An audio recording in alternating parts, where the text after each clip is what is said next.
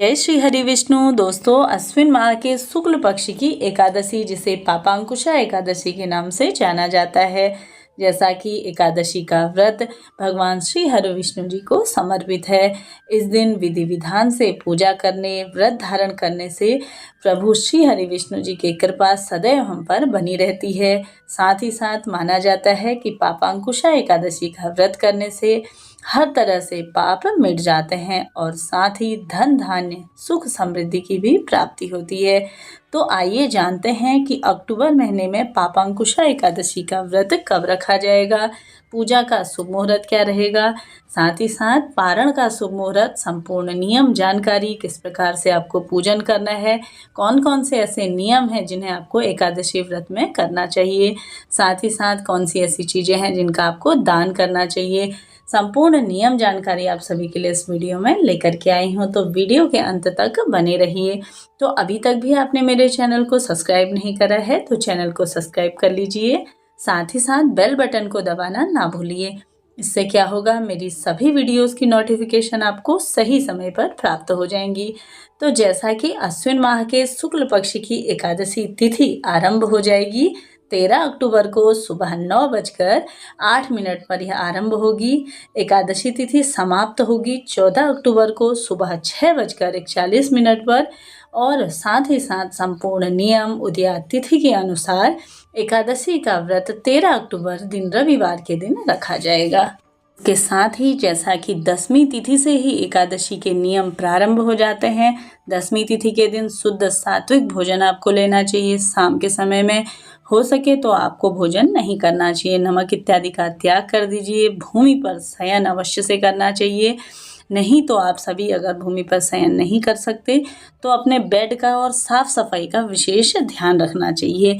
साथ ही साथ अगले दिन जैसा कि ब्रह्म मुहूर्त में जागने के बाद आप सभी को गंगा जल मिश्रित जल से स्नान आदि करके आप सभी को सूर्य देव को अर्घ देने के बाद अपने घर के मंदिर में एक साफ सुथरी चौकी लगा के उसमें लाल या पीले रंग का वस्त्र बिछाना चाहिए। उसमें आपके पास जो भी लड्डू गोपाल स्वरूप की है या कोई श्री हरि विष्णु जी की फोटो प्रतिमा है उसे विराजमान कर लीजिए और उसका विधि विधान से पूजन करना चाहिए। पंचामृत से स्नान कराइए, पीले रंग के वस्त्र, पीले फूल और साथ ही साथ आप मेवा मिश्री जो भी आपके पास उपलब्ध हो उसका भोग लगाइए। मौसमी फलों का आपको भोग लगाना चाहिए। इसके बाद आप सभी को घी का एक दीपक प्रज्वलित करना चाहिए। साथ ही साथ अपने व्रत का संकल्प अपने हाथ में कुछ दाने चावल के, एक फूल और साथ ही थोड़ा सा जल लेकर के अपनी अगर किसी मनोकामना से यह व्रत करते हैं तो वह बोलना चाहिए। नहीं तो आप अपने घर में सुख समृद्धि धन धान्य जो भी या हारी बीमारी कोई परेशानी है उसके लिए भी आप श्री हरि विष्णु जी के से कहकर आप सभी को व्रत का संकल्प ले लेना है कि हे श्री हरि विष्णु जी, मैं इस चीज़ के लिए मैं आपका व्रत कर रही हूँ या मुझे यह परेशानी है तो आप इसे दूर करिए। और उन्हें जो आपने हाथ में चावल और फूल इत्यादि रखा है उसे आप सभी को इनके ही चरणों में समर्पित कर लेना चाहिए। इसके बाद आपका व्रत प्रारंभ हो जाता है। पूरा दिन प्रभु स्मरण में उनके सरल से मंत्र जैसा कि ओम नमो भगवते वासुदेवाय नमः या ओम कृष्णाय नमः, इस तरह से कोई सा भी एक सरल सा मंत्र आपको ले लेना है। उसके बाद पूरा दिन आपको उसका जाप कर लेना है। इसी तरह से शाम के समय में आप सभी को फिर से शाम को एक दीपक प्रज्वलित करना है और साथ ही साथ आप सभी को घी का दीपक प्रज्वलित करके, जैसा कि इस दिन रात्रि जागरण का भी विधान है, नहीं तो भजन कीर्तन इत्यादि अवश्य से ही आपको घर पे करवाने चाहिए।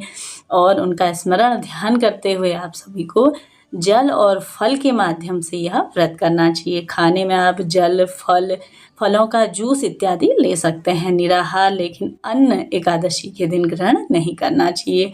इसी तरह से पूरी रात्रि आप सभी को बितानी है। अगले दिन सुबह जैसा कि द्वादशी तिथि के दिन आप सभी को फिर से सुबह के समय में उसी रूटीन से आपको ब्रह्म मुहूर्त में जागने के बाद स्नान आदि करके, जैसे आपने एकादशी के दिन भगवान श्री हरि विष्णु जी, माता लक्ष्मी जी की पूजन किया, उसी प्रकार से द्वादशी के दिन भी आपको पूजन करना है। साथ ही साथ आप सभी को भोग इत्यादि अवश्य से बनाना है। भोग में शुद्ध सात्विक भोजन बनाइए। घी के बने हुए पकवान जैसा कि पूड़ी, हलवा और साथ ही साथ आप सभी खीर इत्यादि भोग में लगा सकते हैं। ऐसा नहीं है, अपनी सामर्थ्य क्षमता के अनुसार जो भी आपसे बन पड़े शुद्ध और सात्विक तरीके से अवश्य से बनाइए, क्योंकि देखिए भगवान तो आपकी स्थिति देखते हैं, आपका मन देखते हैं।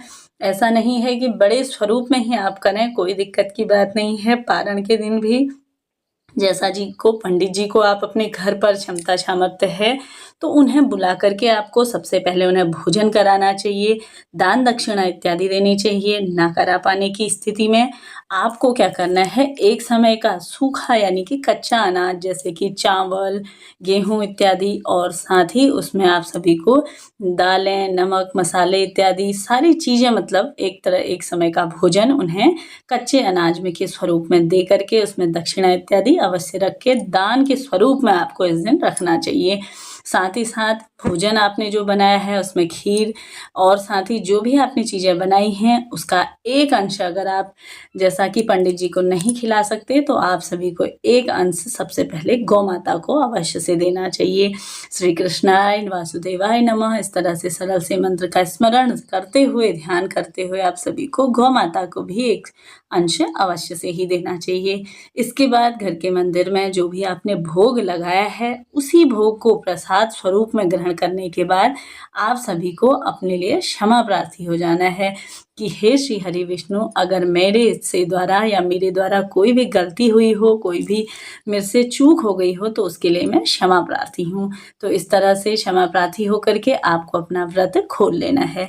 तो देखिए इस दिन आप सभी को द्वादशी के दिन माता तुलसी का भी पूजन अवश्य से ही करना चाहिए, उनकी कथा सुननी चाहिए। मेरे चैनल पे आपके लिए एकादशी की, द्वादशी की यानी कि सारी कथाएं डाल दी गई हैं, आप उन्हें अवश्य से सुनिए। आगे भी मैं डालते रहूँगी। तो जैसा कि एकादशी तिथि जितनी महत्वपूर्ण है उसका पारण उतना ही महत्वपूर्ण है। द्वादशी तिथि के दिन सही समय पे आपको पारण करना है, तभी आपको पूर्ण रूप से एकादशी का फल प्राप्त होता है। तो अगले दिन आप सभी को, जैसा कि मैं पूजा का शुभ मुहूर्त स्क्रीन पे लगा दे रही हूँ, आप नोट करते हुए भी चलिएगा। साथ ही द्वादशी तिथि प्रारंभ हो जाएगी 14 अक्टूबर को सोमवार सुबह 6:42 से द्वादशी तिथि समाप्त होगी। 15 अक्टूबर को मंगलवार को सुबह 3:42 पर यह समाप्त होगी।